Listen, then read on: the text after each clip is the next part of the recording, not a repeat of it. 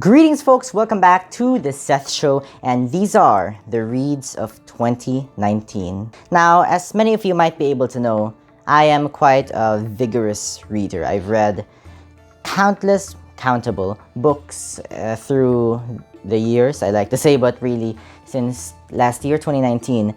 And these are the ones I've read so far in 2019.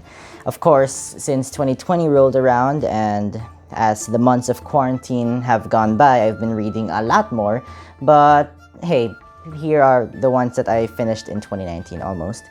Now, what I'll be doing today in this vid is I'll just go through them one by one, quick summary, and then we'll end the vid because I don't want to go in depth into each and every one of these. So let's begin. Let's start with classics. I love classics. Classics are amazing books. And one of the ones I bought last year was Mark Twain's The Adventures of Huckleberry Finn. I have some harsh things to say about this. First of all, I don't like the writing. Because since it was held, the setting is in like a Southern America, and they have Southern accents. When they say, the way they say door in the South, for example, door, they pronounce it as dower. So it would be spelled in this book, D-O-W-R. And it just goes on like that. And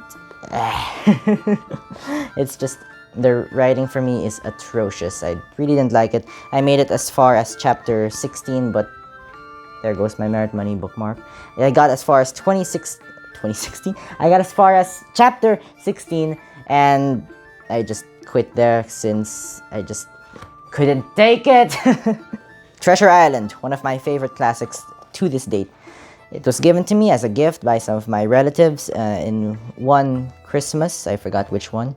And I love it. I only read this like October during sem break last year, and it was beautiful. Written by Robert Louis Stevenson, it features the swashbuckling adventure of the boy Jim as he goes on an adventure to get treasure because of a map he found.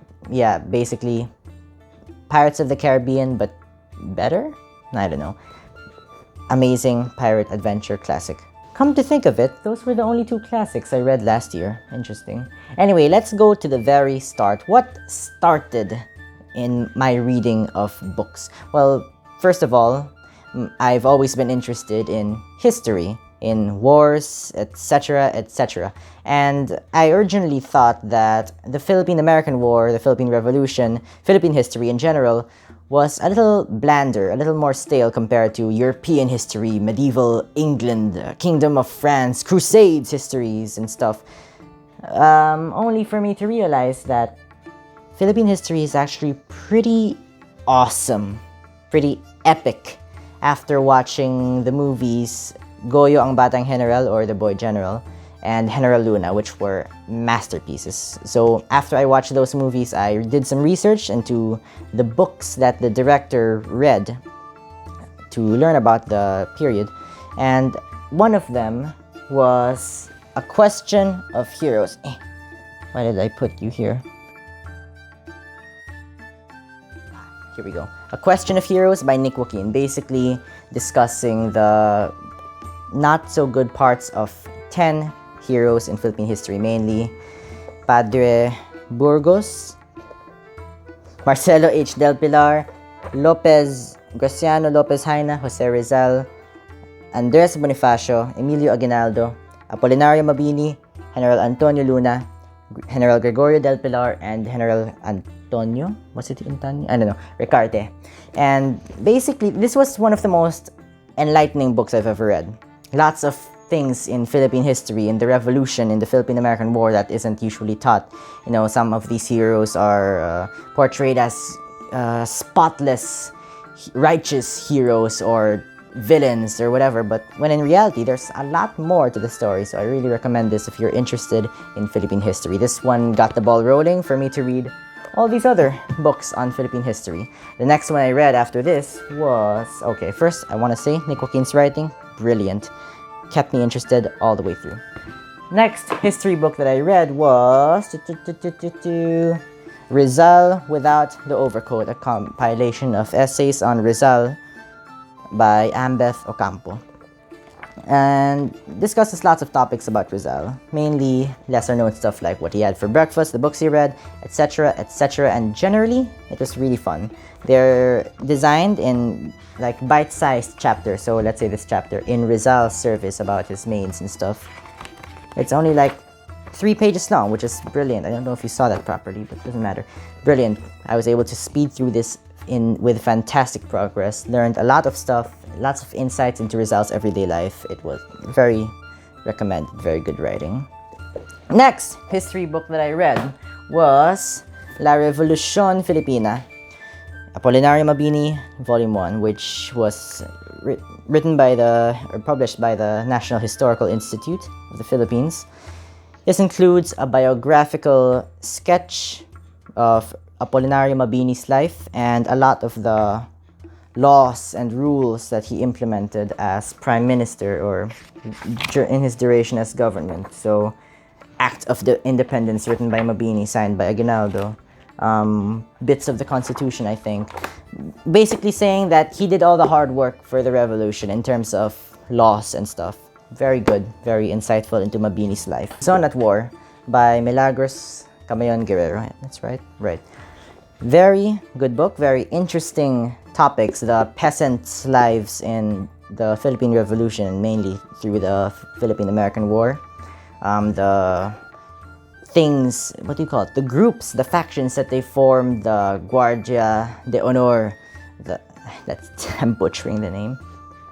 The other things, peasant groups that they formed during the revolution. Very interesting. The writing is below par, but the interest I have for the topic made way for it. Stewards of the Nation, mainly the inaugural addresses of all the presidents of the Philippines, from Aguinaldo to Duterte, and very interesting. Short information on their terms in office, mainly full texts of their speeches, what the motivation was behind them, the context of the times, a bit of their elections, their policies, just like a summary of every presidency in the Philippines. Very good book. Culture and History, also by Nick Joaquin. I finished this early 2020, but mainly I read this through December of 2019. So, I apologize for those terribly annoying dogs if you can hear them. This is an annoying place. Anyway, this is very interesting. Culture and History provides a very enlightening and a different aspect or a different point of view into Philippine history. I can't give examples now because frankly, I can't... Hi, bird. I can't give many examples now because we don't have too much time. Basta, I highly recommend this if you're patriotic, if you're interested in the inner depths of our nation's foundations and roots in history, culture and history combined. Yeah, very good. Once again, Nick Joaquin's writing style is brilliant. These two were some of the other earlier history books that my mom got for me. General Luna, History Behind the Movie. Goyo ang Batang General, History Behind the Movie. And just some interesting facts and trivia about the two figures. Published by Anvil History. Very informative. They're very nice. I love them. Very bite-sized, which was perfect for a starting reader like myself. Two more smaller history books by Ambeth Ocampo are Bones of Contention and Meaning in History. Basically, his lectures on Resell and Bonifacio. The one on Bonifacio, very interesting. Provides insights into his last moments, into witnesses' statements and testimonies, countering testaments and stuff. Very interesting, as well as Resell, the Resell lectures, Meaning in History, which focuses on like what he wrote in Resell Without the Overcoat, lesser known trivia and facts about Resell, which is, this is the 20th time I've said interesting. Very interesting. Aha! Looking Back, the Looking Back series by Ambeth Ocampo. I have all 14 of the published books thus far, where basically they're like bite-sized chapters of random history. So you look into this number 14, Dirty Ice Cream. You're just gonna look holidays then and now, about holidays in the Philippines then and now. Santo Niño, twin in the Louvre or something. Basta random topics in history that are fantastic to read, very bite-sized. I could finish a segment in like less than 10 minutes, especially for a starting reader like myself last year. These were very easy and fun to read. I'd bring them to school, I'd read them during lunch break and recess and dismissal. I'd be halfway done in a single day. They're fantastic. Random topics from the Spanish times to the American times to the Japanese invasion, just a bunch of random tidbits of history which I absolutely adore. There's a lot of them. And each of these are 100 pages each, so this is collectively these are over 1,400 pages, which really adds up my page count last year. Narnia. These were the Narnia books I read last year. The first two I read in the prior year, and I covered them. Basically, they're awesome. So there they are. And there you have it, folks. Those were the reads of 2019. I will do a reads of 2020 once 2020 concludes, and once I've read what I will be continue to reading. That is terrible grammar. Once I'm done with all my books in this year, I might do a half-year reads, because there's a lot, way more than last year, and it should be interesting, should be fun. Anyway, thank you for watching this video that's probably longer than I thought it would be.